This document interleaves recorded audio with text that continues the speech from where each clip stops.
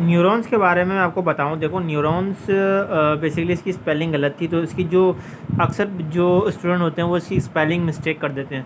तो N you नहीं होगा, NEURONS, ये वाली स्पेलिंग आप लिखेंगे न्यूरॉन्स की, ठीक है। अब बेसिकली ये कहाँ प्रेजेंट होते हैं ये मैं आपको बताता हूँ, और ये डायग्राम आप देख लो, बिल्कुल लेवल डायग्राम ये आ सकती है पेपर के अंदर। और एक एक चीज़ आपको याद रखनी है, इस तरह MCQs मैं बता दूंगा अभी आगे चल के किस तरह MCQs आते हैं।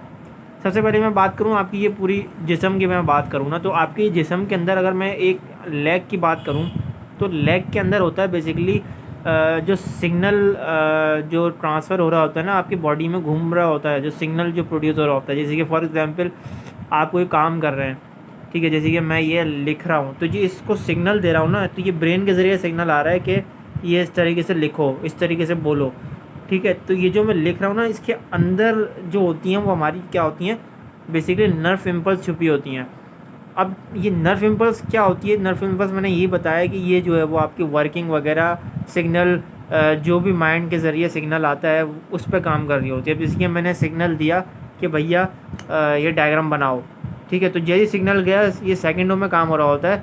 तो जैसे ही मैंने सिग्नल दिया और ये मैंने डायग्राम बनाई, तो बेसिकली ये नर्व इम्पल्स की वजह से ये डायग्राम मैं बना रहा होता हूँ। तो अब देखो ये नर्व इम्पल्स जो होती हैं वो कुछ इस टाइप की आपको नज़र आ रही होंगी, और ये बेसिकली दो न्यूरॉन से मिलकर बनी होती है, सही है। याद रखो, दो न्यूरॉन्स जब होंगे तो नर्व इम्पल्स प्रोड्यूस होगी। अब एक न्यूरॉन्स की मैं बात कर लेता हूँ, तो एक न्यूरॉन्स कुछ इस तरीके से आपको नज़र आ रहा होता है, सही है। अब ये जब दो न्यूरॉन्स आपस में बिल्कुल इसी शेप के इस तरह के से जुड़ जाएंगे, तो ये पूरी नर्व इम्पल्स बन जाएगी। अब आपकी बॉडी में जगह जगह न्यूरॉन्स होते हैं। अब न्यूरॉन्स का स्ट्रक्चर आपके सामने मौजूद है, और मैं आपको बताऊं कि इसकी डायग्राम को लेवल भी आ सकता है, तो मैं नाम बता देता हूँ। डेंड्राइट्स कहते हैं इसको, जो सिग्नल रिसीविंग होता है ना, इसको हम कहते हैं डेंड्राइट्स। आप देख सकते हैं ये जो बाहर की जो बॉडी है इसको हम कहते हैं सेल बॉडी या फिर साइटोन। थोड़ा सा मैं इसको ऐसे कर लूँ, सही है, आगे नज़र। तो साइटोन कहते हैं इसको, और सेल बॉडी कहते हैं बाहर को। अच्छा, कभी कभी जो होता है वो साइटोन बोलते हैं कि भाई ऑप्शन में सेल बॉडी गिवन नहीं होता, MCQs में साइटोन गिवन होता है, तो बच्चे अनशन टिक लगा देते हैं, उनको पता नहीं होता। तो अब भैया साइटोन पे टिक लगाना है आपको, सेल बॉडी अगर गिवन ना हो तो। बीच का जो हो गया वो न्यूक्लियस हो गया। अब ये देखो, ये पूरी माइलिन शीट है, ठीक है, ये आप देख सकते हो, ये एक पूरा जो हार है इसको हम कहते हैं माइलिन शीट। जो डॉट डॉट नज़र आ रहे हैं ना, इसको हम कहते हैं एक्सॉन, सही है। अब जब ये दो डॉट मिलकर क्या बनाएंगे, माइलिन शीट बनाएंगे, सही है।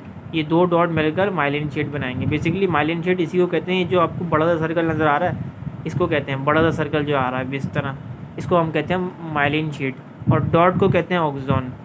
अभी बाहर का जो चीज़ है उसको हो गया एक्सॉन टर्मिनल, ठीक है।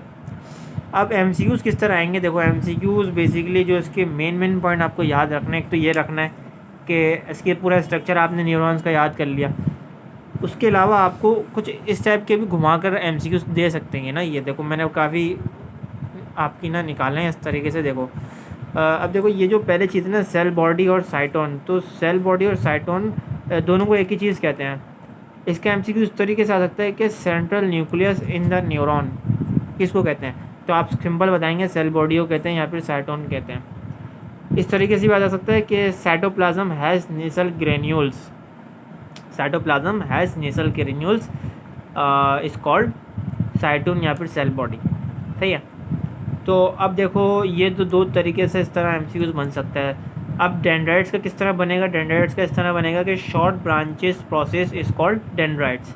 भाई हमने बताया ना ये शॉर्ट ब्रांचेस प्रोसेस है पूरा का पूरा डेंड्राइट्स।